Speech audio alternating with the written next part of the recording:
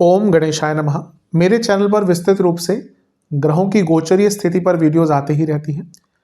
तो अगर आप भी चाहते हैं कि ग्रहों की गोचरीय स्थिति पर रेगुलर अपडेट्स आपको मिलती रहे, क्या अच्छा क्या बुरा घटित हो सकता है, एक गाइडेंस ज्योतिष के द्वारा आपको प्राप्त होती रहे, तो अवश्य मेरे चैनल को सब्सक्राइब कीजिए। जिन लोगों ने सब्सक्राइब किया और कुछ लोगों को नोटिफिकेशंस नहीं आती कभी कभी कहते हैं, तो आप सब्सक्राइब वाले ही बटन के साथ ही ऑल नोटिफिकेशंस को इसको ऑन कर सकते हैं, जिससे आपको सारी नोटिफिकेशंस आएंगी। तो यदि आप भी चाहते हैं कि रेगुलरली अपडेट्स मिलते रहे और रेगुलर ग्रहों की गोचर स्थिति की जानकारी मिलती रहे, उसका प्रभाव क्या होगा पता चलते रहे, तो अवश्य मेरे चैनल को सब्सक्राइब करें और नोटिफिकेशंस को भी ऑन करें। नमस्कार। ओम गणेशाय नमः। ओम नमः शिवाय।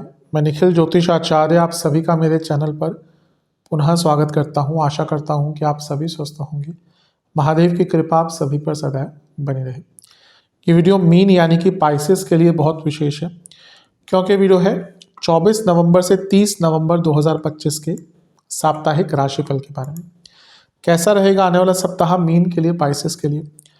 जो मेरा साप्ताहिक राशिफल होता है वो प्रमुखतः चंद्रमा और उनकी गति पे आधारित होता है। चंद्रमा एक बहुत विशेष ग्रह है, विशेषताएं चंद्रमा की बहुत है, लेकिन जब हम साप्ताहिक राशिफल की बात कर रहे हैं तो पहला तो उनकी तेज गति, फिर उनका मन का कारक होना, और फिर उनकी एक क्वालिटी कि वह जिस भी भाव राशि ग्रह आदि के साथ संबंध संपर्क कायम करेंगे उनको बहुत एक्टिवेट कर देते हैं। इन सभी कारणों से चंद्रमा का जो गोचर होता है वो बहुत विशेष हो जाता है। चंद्रमा के गोचर के कारण हमारे मन मस्तिष्क, विचार, स्वभाव, सोचने के तरीके, दृष्टिकोण, हर चीज पर बहुत डायरेक्ट इम्पैक्ट पड़ता है, और इसलिए साप्ताहिक राशिफल को समझना बहुत महत्वपूर्ण हो जाता है। इस अंधकारमय जीवन में ज्योतिष एक मात्र विद्या है जो हमें थोड़ा रास्ता दिखाती है। भले ही ये साप्ताहिक राशिफल एक सामान्य आधार पर दिए जाए, लेकिन एक जनरल गाइडेंस के लिए बहुत उपयोगी होते हैं। यदि आपकी लग्न राशि या चंद्र राशि मीन है, पाइसेस है, दोनों ही गाइडेंस के लिए देख सकते हैं। जहाँ से सूट और रिलेट ज़्यादा करता है वहाँ से देखिए। व्यक्तिगत तौर पे मेरा मानना है लग्न से देखेंगे तो अच्छा, इनकेस नहीं पता है तो चंद्र राशि से भी इसको देख सकते हैं। शुरू करते हैं अत्यंत महत्वपूर्ण राशिफल का। चंद्रमा आपके लाभ स्थान में आ जाएंगे, यानी कि मकर में। ये होगा 25 तारीख को सुबह के 5 बजे। 24 तारीख को वो ऑलरेडी आपके 10वें घर में ही होंगे, तो वो हम कवर कर चुके हैं, तो यहीं से स्टार्ट करेंगे। इससे 2 दिन पहले बुध भी पतित होकर आपके अष्टम में गिर चुके होंगे। कोई प्रभाव नहीं है चंद्रमा पर, लेकिन मैंने अंकित कर दिया है। यहाँ पे चंद्रमा 25 तारीख सुबह के 5 बजे से 27 तारीख दिन के 3 बजे तक रहेंगे। चंद्रमा का लाभ स्थान में आना बहुत अच्छा होता है। यहाँ पे वो आपके लक्ष्मी स्थान के स्वामी हैं और लाभ स्थान में आ रहे हैं, और यहाँ से अपने ही भाव को देख रहे हैं, तो पंचम और 11वें का जब मिलन हो गया तो पैसा आता ही है।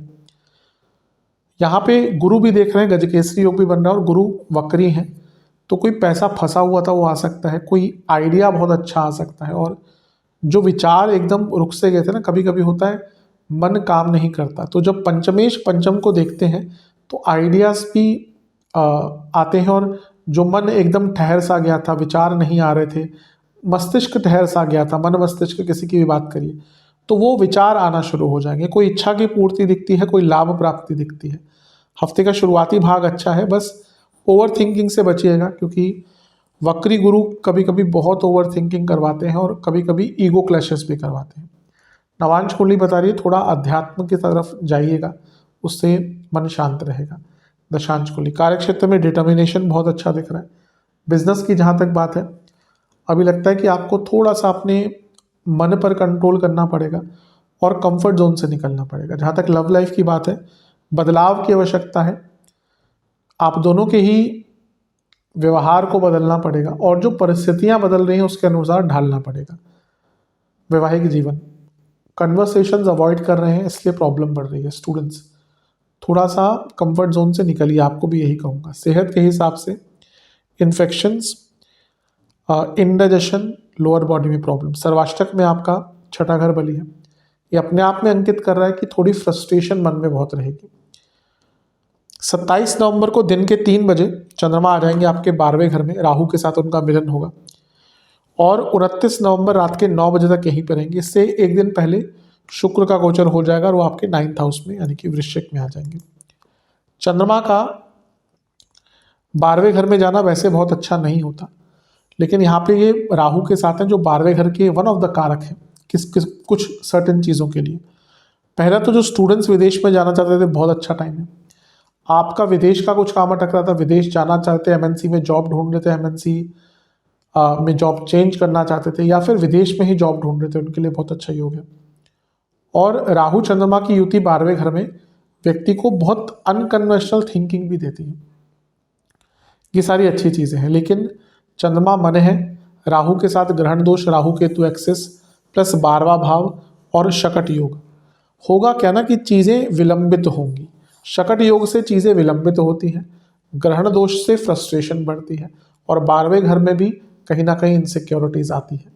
तो जो काम नहीं बन रहे या नहीं बन पाए या जो आप नहीं अचीव कर पाए, उसको लेकर बहुत फ्रस्ट्रेशन रहेगी। यहाँ पे मंगल का प्रभाव भी है जो स्वराशि के बैठे हैं और लक्ष्मी स्थान में है, धन स्थान के स्वामी है। चंद्रमा एक और लक्ष्मी भाव के स्वामी है। तो ये बता रहा है कि अचानक से पैसा, विदेश से पैसा, गुप्त धन की वृद्धि, स्पेकुलेटिव मार्केट से लाभ सब मिल सकता है, लेकिन मानसिक अशांति और राहु मंगल यानी कि बहुत गुस्सा, ओवर एग्रेशन, तो इन सब चीज़ों पर ध्यान दीजिएगा। नवांश कुंडली बता रही है जितना सरल और बैलेंस वे में आगे बढ़ सकते हैं उतना अच्छा है। दशांश कुंडली कार्य क्षेत्र में थोड़ा जागरूक रहिएगा। बिजनेस की जहाँ तक बात है, थोड़ा अपने कम्युनिकेशन पर ध्यान दीजिए।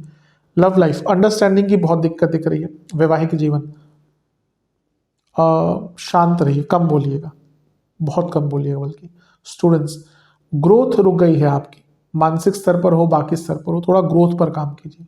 सेहत के हिसाब से आपको पैरों के रोग, इन्फेक्शन और स्लीप डिसऑर्डर, सर्वाष्टक में आपका सप्तम भाव बली है। बिजनेस में कुछ बदलाव लाने पड़ेंगे अगर आगे बढ़ना है तो, और अपने कनेक्शंस और कम्युनिकेशन पर काम कीजिए। 29 नवंबर रात के 9 बजे चंद्रमा आ जाएंगे आपके लग्न भाव में यानी कि मीन में, और सप्ताह के अंत तक यहीं पर रहेंगे। चंद्रमा का लग्न में आना अच्छा ही होता है। आपके लक्ष्मी स्थान के पंचम के स्वामी है तो राजयोग भी बन रहा है, और यहाँ पे वो शनि के साथ बैठे हैं जो 28 को ही मार्गी हुए थे, और शनि लाभेश हैं, चंद्रमा पंचमेश हैं, गुरु की दृष्टि है जो लग्नेश है। बहुत अच्छा मौका है कुछ बड़ा करने का, कुछ अलग करने का। बल्कि शनि अभी मार्गी हुए हैं तो कई जो काम आपके एकदम गति नहीं पकड़ रहे थे ना, तो पंचमेश चंद्रमा का उन पर प्रभाव और लग्नेश का प्रभाव, ये बहुत अच्छा राजयोग है अपने अटके हुए कार्यों को पूर्ण करने का। आपके अंदर एक उत्साह रहेगा, आपके अंदर हिम्मत रहेगी, जज्बा रहेगा, मेहनत भी दिख रही है कि जो भी आपके काम अटक रहे थे वो आप पूर्ण करें। ध्यान ये देना है कि बृहस्पति अभी भी वक्री हैं, तो जब तक चीज़ें क्लियर ना हो आपके मन में कि हाँ भाई ये ऐसे ही होना चाहिए, तब तक बहुत ज़्यादा आगे मत बढ़िएगा। अन्यथा चंद्रमा का यहाँ पे शनि के साथ जो योग है ये बहुत सुंदर है, लेकिन ये विषदोष भी है, इसलिए कभी कभी थोड़ी सोच का दायरा नेगेटिव हो सकता है। तो नेगेटिव सोच से आपको बचना है, नेगेटिव सोच से दूर रहना है। जितना इस चीज़ पर आपने नियंत्रण रख लिया उतना ही आपके लिए अच्छा रहेगा, आपके लिए श्रेष्ठ रहेगा। आइडियाज़ बहुत आएंगे, और जैसे मैंने कहा ना, अपने आइडियाज़ के बलबूते ही अपने जीवन को आप आगे बढ़ा पाएंगे। लेकिन एक बात यह भी है कि शनि चंद्रमा विषदोष होता ही है। ओवर थिंकिंग से बचिएगा, पुरानी बातों पर मत जाइएगा। जो नहीं अचीव कर पाए वो नहीं था किस्मत में, इसको सोचिएगा। कभी कभी होता है हम ना, जो है हमारे पास उसको लेकर खुश नहीं होते, जो नहीं है उसको लेकर निराश होते हैं। ये वैसा ही टाइम दिख रहा है। अपनी गलतियां सुधारने का समय मिलेगा इस टाइम पे। नवांश कुंडली, बहुत ज़्यादा चीज़ें एक साथ स्टार्ट मत कर दीजिएगा। दशांश कुंडली, कार्य क्षेत्र में काम का भार ज़्यादा रहेगा, किसी पर डिपेंडेंट मत रहेगा। बिजनेस की जहाँ तक बात है, स्ट्रेस थोड़ा सा रहेगा। टाइम अच्छा है लेकिन धन के लिए। लव लाइफ, पुरानी बातों पर झगड़े होंगे। जिनका रिसेंटली ब्रेकअप हुआ है उनको चीज़ों को ठीक करने का मौका मिलेगा। वैवाहिक जीवन, थोड़ा होपलेस टाइम है, आपको लगेगा कि कहाँ फंस गए। कभी कभी सबके साथ ऐसा होता है, इस टाइम को बीतने दीजिएगा। स्टूडेंट्स की जहाँ तक बात है, आपको अपनी लिमिटेशंस पता करनी है। जिस व्यक्ति को उसकी लिमिटेशन नहीं पता ना, उसको ये लगता है मैं सब कुछ कर सकता हूँ, वो यकीन मानिए कुछ नहीं कर सकता। लिमिटेशन पता होनी बहुत अनिवार्य है। मैं ये भी करूँगा, वो भी करूँगा, ये भी करूँगा, वो भी करूँगा, ऐसा व्यक्ति हमेशा मुश्किल में ही पड़ता है। जिसको ये पता है कि हाँ मुझे 2 ही चीज़ों में अपना ध्यान लगाना है, वो आगे बढ़ जाएगा। भले ही वो टैलेंटेड कम हो, लेकिन एक व्यक्ति बहुत टैलेंटेड है, उसका ध्यान 20 चीज़ों में है, वो कुछ नहीं कर पाएगा। तो अपनी लिमिटेशंस को जानिए। सेहत के दृष्टिकोण से नसों की प्रॉब्लम, वीकनेस, कफ रोग, सर्वाष्टक में आपका तीसरा घर बली है। कुछ यात्राओं के योग हफ्ते के अंत में बन रहे हैं। उपाय के स्वरूप में आपको महादेव की एक बार आरती करनी है और उनको मिष्ठान का भोग लगाना है। आशा करता हूँ वीडियो काम आएगी। चैनल पर नए हैं सब्सक्राइब कीजिए, वीडियो को लाइक कीजिए। मिलता हूँ अगली वीडियो में, तब तक के लिए ओम नमः शिवाय।